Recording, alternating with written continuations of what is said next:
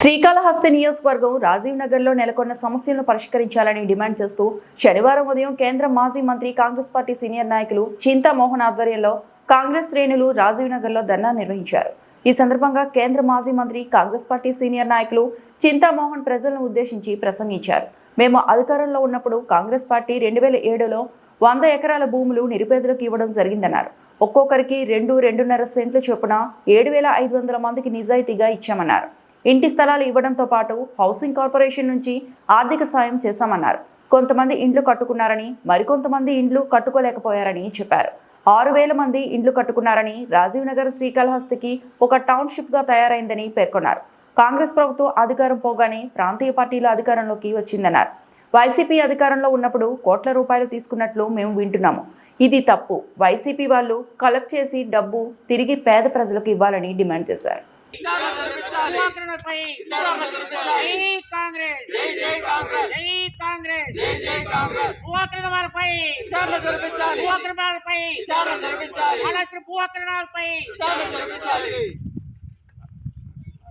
నుంచి ఈరోజు ధర్నా చేయడం జరుగుతూ ఉంది కాంగ్రెస్ పార్టీ ఆధ్వర్యంలో. ఎందుకు?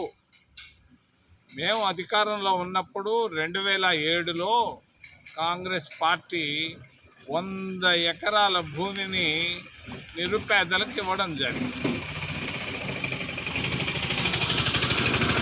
ఈ 100 ఎకరాల భూమిని ఒక్కొక్కరికి 2 సెంట్లు 2.5 సెంట్లు లెక్కన దాదాపు 7,500 మందికి మేము ఇచ్చాం, నిజాయితీగా ఇచ్చాం. మరి అందరికి కూడా రుణ సహాయం కూడా హౌసింగ్ కార్పొరేషన్ నుంచి సహాయం చేయడం జరిగింది, ప్రభుత్వం తరఫున ఇవ్వడం జరిగింది. అందరూ కొంతమంది ఇళ్ళు కట్టుకున్నారు, కొంతమంది ఇళ్ళు కట్టుకోలేకపోయారు. దాదాపుగా 6,000 మంది ఇళ్ళు కట్టుకున్నారు.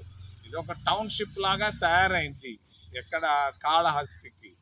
మరి అక్కడ లేనటువంటి నిరుపేదలందరూ ఇక్కడికి వచ్చారు, కట్టుకున్నారు, ప్రశాంతంగా ఉన్నారు. కానీ వచ్చినటువంటి ప్రభుత్వాలు, మరి వైసీపీ ప్రభుత్వంలో లక్షలాది రూపాయలు, లక్షలు కాదట కోట్ల రూపాయలు ఈ పేదవాళ్ళ దగ్గర నుంచి తీసుకుంటున్నట్టుగా మేము వింటున్నాం. దీన్ని మేము ఖండిస్తున్నాం. ఇది తప్పు, పొరపాటు. కాంగ్రెస్ పార్టీ రాజీవ్ గాంధీ పేరు మీద తీసుకొచ్చినటువంటి ఈ కాలనీ పేరు మీద ఉన్నటువంటి వాళ్ళ దగ్గర నుంచి వైసీపీ నాయకులు డబ్బు కలెక్ట్ చేయడం అనేది పొరపాటు. కోట్ల రూపాయలు కలెక్ట్ చేశారని మాకు ఫిర్యాదులు వచ్చాయి.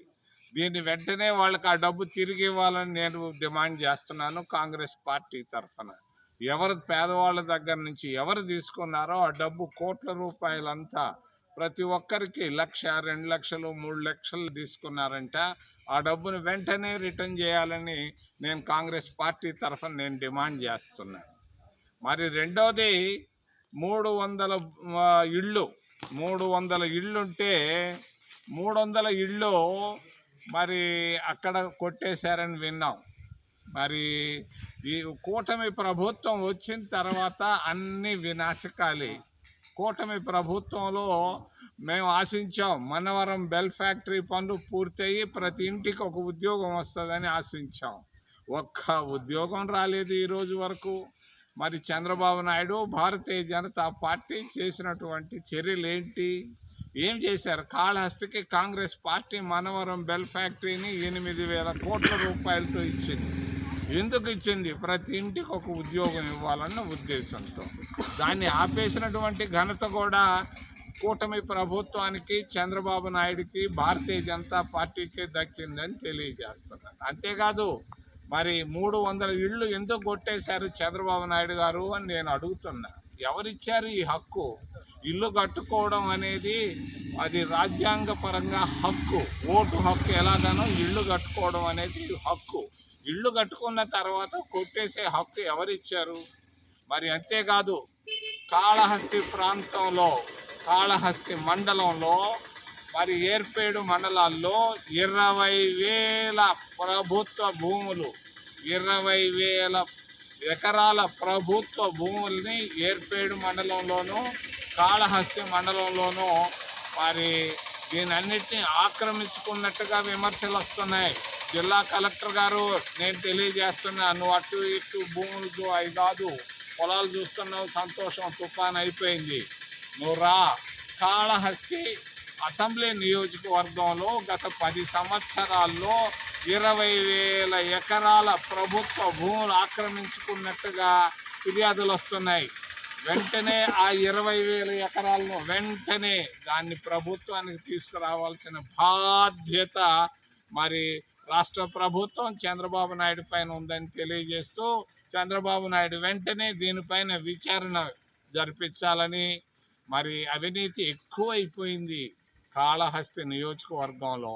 అక్కడ దేవస్థానానికి వెళితే మరి ప్రతి దగ్గర డబ్బు తీస్తున్నారు. చెప్పులు కౌంటర్లో డబ్బులు తీస్తున్నారు, సెల్ ఫోన్లు కౌంటర్లో డబ్బులు తీస్తున్నారు, కారు కౌంటర్లో డబ్బులు తీస్తున్నారు.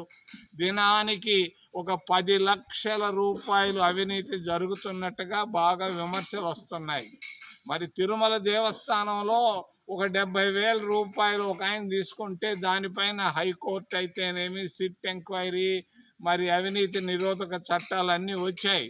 కాళహస్తి దేవస్థానంలో దినానికి 10 లక్షల రూపాయల అవినీతి జరుగుతూ ఉంటే మౌనంగా చంద్రబాబు నాయుడు ఉండడానికి కారణం ఏంటి? అక్కడేమో బాగా స్పందిస్తున్నావు తిరుపతిలో, తిరుమలలో. కాళహస్తికి వచ్చేటప్పటికి మౌనంగా ఉండడానికి కారణం ఏంది? దినానికి 10 లక్షల రూపాయలు అవినీతి జరుగుతూ ఉంది తిరుమల మరి కాళహస్తి దేవస్థానంలో.